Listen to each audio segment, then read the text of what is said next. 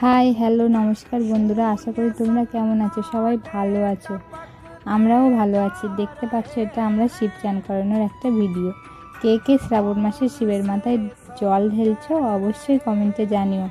অনেকে হয়তো আবার সবুজ কাচের চুড়ি পরে শিবের মাথায় জল ঢেলছে, কিন্তু কোনো শিব পুরাণে লেখা নেই যে সবুজ কাচের চুড়ি পরেই শিবের মাথায় জল ঢেলতে হবে।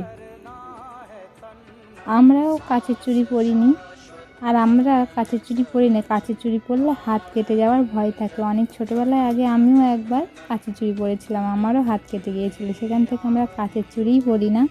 তো আমরা দেরি না করে চলে গিয়েছিলাম সকাল সকাল আমাদের বাড়ির পাশে আশ্রমে অতটাও ভিড় হয় না, লোকজন আসে একের পর এক চান করাতে, কিন্তু যে তাড়াহুড়ো সেইটা নেই এখানে। আর অনেকে পঞ্চামৃত করে শিব ঠাকুরের মাথায় ঢালে, কিন্তু আমাদের এখানে তো অত লোকজন আসে না বলে আমরা এক এক করেই শিব ঠাকুরের মাথায় ঢেলি। প্রথমে আমরা ঘি দিয়ে চান করেছিলাম, তারপরে মধু, তারপরে দুধ আর গঙ্গা জল। এই শিব ঠাকুরের লিঙ্গগুলো অনেক দিন আগেই আমাদের আশ্রমের গুরুদেব উনি প্রতিষ্ঠা করে গিয়েছিলেন।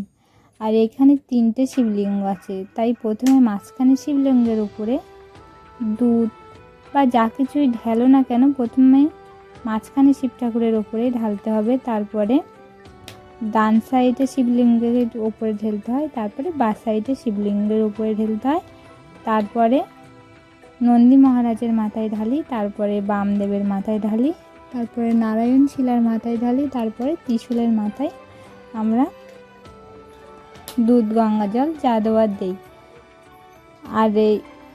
আর তারপরে শিব ঠাকুরকে আবার এমনি প্লেন জলে চান করে দুধ গঙ্গা জল দিয়ে সব কিছু ধুয়ে দেওয়া হয়। তারপরে আমরা এই যে চন্দন দিয়ে শিব ঠাকুরের মাথায় তিলক টেনে দিই।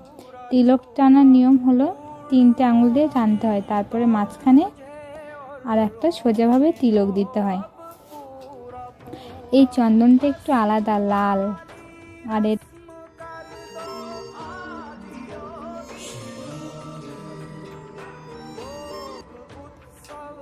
আমাদের এখানে তো চন্দনটা পাওয়াই যায় না। বন্ধুরা, তোমাদের ওখানে কি চন্দনটা পাওয়া যায়? যদি যায় অবশ্যই কমেন্টে জানিও। এটা আমার পিসিমণি অমরনাথে গিয়েছিল, তো অমরনাথ থেকেই এনে দিয়েছিল এই চন্দনটা। তো এই চন্দনটা গুছিয়ে রাখতেও ইচ্ছা হয়, কিন্তু মাঝে মাঝে ভাবি চন্দনটা গুছিয়ে রেখে কী করবো, ঠাকুরের পুজোর জন্য এনেছে, পুজোর কাজেই ব্যবহার করি। তাই আমরা যখনই শিব ঠাকুরের স্নান করাতে যাই বা মাথায় জল ঢালতে যাই, তখনই আমরা এই চন্দনটা নিয়ে যাই। এই চন্দনটা লাল, আর এর একটা সুগন্ধ আলাদা।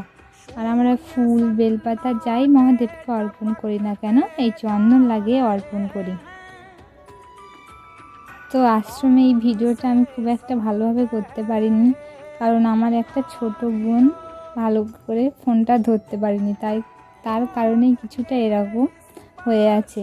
আগের সোমবারেও আমরা গিয়েছিলাম শিব ঠাকুরের মাথায় জল ঢালতে, কিন্তু একটা ঘটনা, আশ্চর্যজনক ঘটনা আমাদের সাথে ঘটেছে। হঠাৎ আমাদের পায়ের ওপর দিয়ে 2টো সাপ চলে গিয়েছিল, কিন্তু আমাদের কারো কোনো ক্ষতি করেনি সাপটা। এটাই আমাদের ভাগ্য, হয়তো মহাদেবেরই কি ইচ্ছা। আর এখন আকন্দ ফুল পাওয়া যাচ্ছে না খুব একটা, তাই আমরা সাদা ফুলের মালা তৈরি করে ভগবানকে দিয়েছিলাম। আর সবসময় যে দুধ, মধু, ঘি, গঙ্গা জল এইগুলো দিয়েই শিব ঠাকুরের মাথায় চান করাতে হবে এমন কোনো কথা নেই। শিব ঠাকুরের মাথায় এমনি প্লেন জল ঢেললেও শিব ঠাকুর সন্তুষ্ট।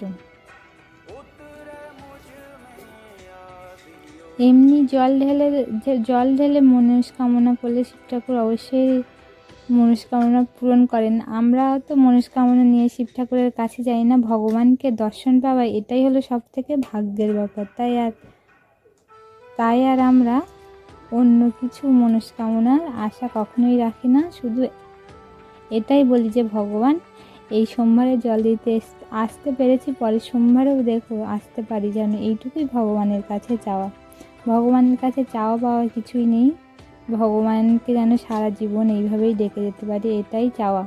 তারপরে আমরা ভগবানের এখানে দেখো কত সুন্দর শিবলিঙ্গের উপরে সাজিয়ে দিয়েছি, তারপরে ধূপ দিয়ে ভগবানের আরতি করে, গান করে, তারপরে ভোগ নিবেদন করে এবার আমরা দরজাটা বন্ধ করে রাখি 5 মিনিটের জন্য। তারপরে আমরা আবার দরজাটা খুলি। এত সুন্দর করে সাজিয়ে দিয়ে এসেছি। তারপরে আমার পরে যে শিবলিঙ্গের মাথায় জল ঢালবে সে তো আর এগুলো রাখবে না, সে আবার ফেলে দেবে, দিয়ে আবার নতুন করে সাজাবে। এইভাবেই শিবলিঙ্গ